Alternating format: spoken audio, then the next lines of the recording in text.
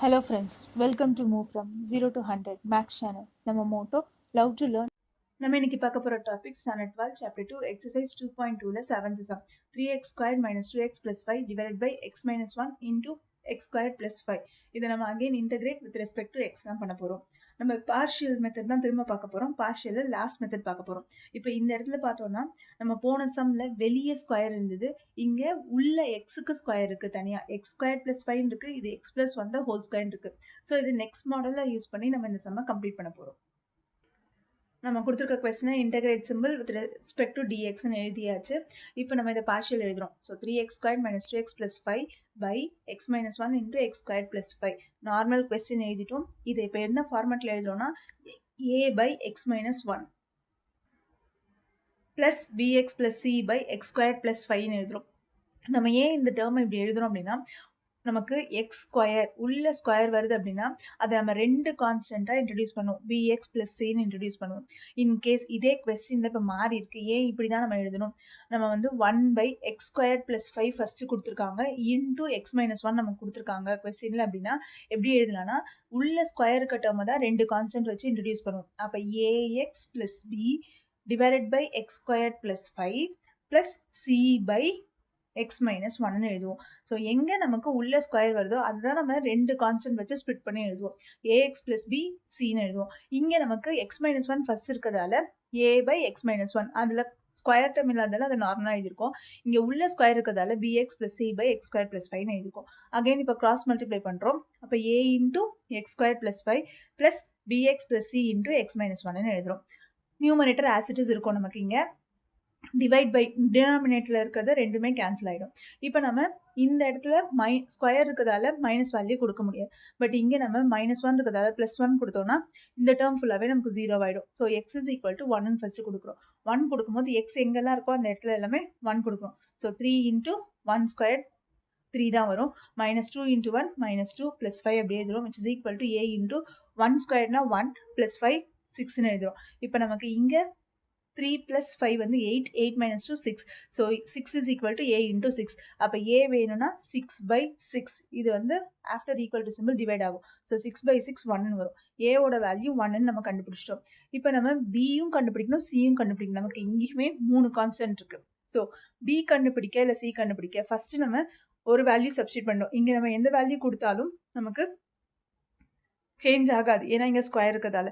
அதனால நம்ம நெக்ஸ்ட் கொடுக்க போகிறது எக்ஸோட வேல்யூ 0ன்னு கொடுக்கலாம். ஸோ 0ன்னு கொடுக்குறோன்னா எக்ஸ் எங்கெல்லாம் இருக்கோ அந்த இடத்துலலாம் 0 சப்ஸ்டிட் பண்ணணும். அப்போ இது 0 ஆகிடும், இதுவும் 0 ஆகிடும். நமக்கு இங்கே 5 மட்டும்தான் இருக்கும். Is equal to a into 0ன்னு ஆயிடுச்சுன்னா வெறும் 5.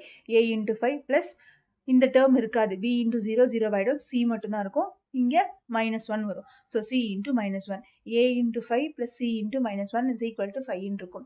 ஏவோட வேல்யூ ஆல்ரெடி நம்ம ஃபைண்ட் அவுட் பண்ணி வச்சிருக்கோம். அதை இங்கே சப்ஸ்டிட் பண்ணோம்னா 1 இன்ட்டு 5 5ன்னு வரும், மைனஸ் சி. நமக்கு இப்போ சியோட வேல்யூ தான் வேணும். ஸோ -சியை வச்சுட்டு இந்த 5 இன்சைட் கொண்டு போனோம்னா 5 - 5 0. So c is equal to 0ன்னு வந்துடும். இப்போ சியோட வேல்யூ கண்டுபிடிச்சிட்டோம், ஏவோட வேல்யூ கண்டுபிடிச்சிட்டோம். பியோட வேல்யூ கண்டுபிடிக்கணும். அதுக்கு என்ன பண்ண போகிறோம் அப்படின்னா, equating coefficient of x square. X ஸ்கொயரோட கோஎஃபிஷியன்ட்டை ஈக்குவேட் பண்ண போகிறோம். இங்கே எக்ஸ் ஸ்கொயர் பக்கத்தில் என்ன இருக்கோ அதுதான் கோஎஃபிஷியன்ட். ஸோ இங்கே 3 இருக்குது. இங்கே ஏ இன்ட்டு எக்ஸ் ஸ்கொயர், அப்போ ஏ வரும் இந்த டேர்மில். இங்கே b into x into x, அப்போ பி எக்ஸ் ஸ்கொயர் வரும். மீதி எல்லாமே நமக்கு ஸ்கொயரோட இது வராது, எக்ஸோட இது வரும். அடுத்து கான்ஸ்டன்ட் டேர்ம் தான் வரும். அப்போ 3 is equal to a plus b. நம்ம வெறும் கோஎஃபிஷியன்ட் ஆஃப் எக்ஸ் ஸ்கொயரை மட்டும் தான் ஈக்குவேட் பண்ணதால எக்ஸ் ஸ்கொயர் சேர்த்து எழுதக்கூடாது, வெறும் வேல்யூஸ் மட்டும் தான் எழுதணும். So 3 is equal to a plus பின்னு எழுதுறோம். ஆல்ரெடி ஏவோட வேல்யூ நம்ம ஃபைண்ட் அவுட் பண்ணிட்டோம், அதுக்கு 1ன்னு சப்ஸ்டிட் பண்ணுறோம். அப்போ 3 - 1 is equal to b, b is equal to 2. இப்போ நம்ம எல்லா வேல்யூமே கண்டுபிடிச்சிட்டோம்.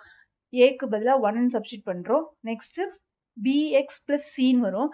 பிஎக்ஸ் போட்டோம், ப்ளஸ் சி வந்து நமக்கு இங்கே 0ன்றதால 0ன்னு போடாமல் ஆஸ் இட் இஸ் 2x மட்டும் போட்டிருக்கோம். Divide by x square plus 5 into டிஎக்ஸ்ன்னு எழுதியிருக்கோம். இப்போ இதை நம்ம இன்டகிரேட் பண்ண போகிறோம். 1 பை எக்ஸ் மைனஸ் 1 இன்டகிரேட் பண்ணால் லாக் ஆஃப் எக்ஸ் மைனஸ் 1ன்னு எழுதலாம். ப்ளஸ் இங்கே நமக்கு அடுத்து இருக்க டேர்ம் வந்து 2x by x square plus 5 டிஎக்ஸ்ன்னு தான் நமக்கு இருந்தது.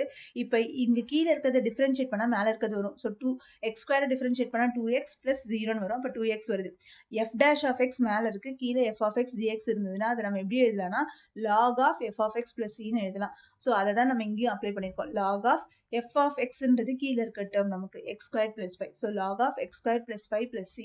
ஸோ இந்த ஃபார்முலா தான் அப்ளை பண்ணியிருக்கோம் இந்த இடத்துல. நம்ம மேலே வெறும் 1 இருந்தால் மட்டும்தான் லாகில் எழுதுவோம். ஆனால் இங்கே நமக்கு கீழே இருக்கிறத டிஃப்ரென்ஷியேட் பண்ணி மேலே இருக்கிறது வரதால நம்ம லாக் ஆஃப் எஃப் ஆஃப் எக்ஸ்ன்ற டேர்ம் எழுதுறோம். இப்போ இதை எழுதிட்டோம் அப்படின்னா ப்ளஸ் சின்னு போட்டிருக்கோம். இப்போ இந்த இடத்துல ப்ளஸ் இருக்கிறதால நடுவில் 2 டேர்மும் லாக் இருக்கிறதால லாக் ஆஃப் ஒரு லாக் எடுத்து இன்டூல எழுதுறோம். ப்ராடக்ட் ரூல், லாகோட ப்ராடக்ட் ரூலில் எழுதணும். லாக் ஏ ப்ளஸ் லாக் பின்னு இருந்ததுன்னா நம்ம அதை எப்படி எழுதலாம்னா லாக் ஆஃப் ஏபின்னு எழுதலாம். இதுதான் ப்ராடக்ட் ரூல் லாகில். So log of a into b. இப்போ x minus 1 into x square plus five plus சின்னு எழுதுறோம். இப்போ இதை நம்ம ஜஸ்ட் உள்ளே மல்டிப்ளை பண்ணியிருக்கோம். X cube plus 5x minus x square minus 5 plus சின்னு எழுதியிருக்கோம். நமக்கு ஆன்சர் வந்து புக்கில் இது வரைக்கும் கொடுத்துருக்கதால தான் நம்ம இவ்வளோ தூரம் சிம்பிளிஃபை பண்ணோம். இல்லைனா நமக்கு இதோட ஸ்டாப் பண்ணாலுமே ஆன்சர் கரெக்டு தான். தேங்க்யூ.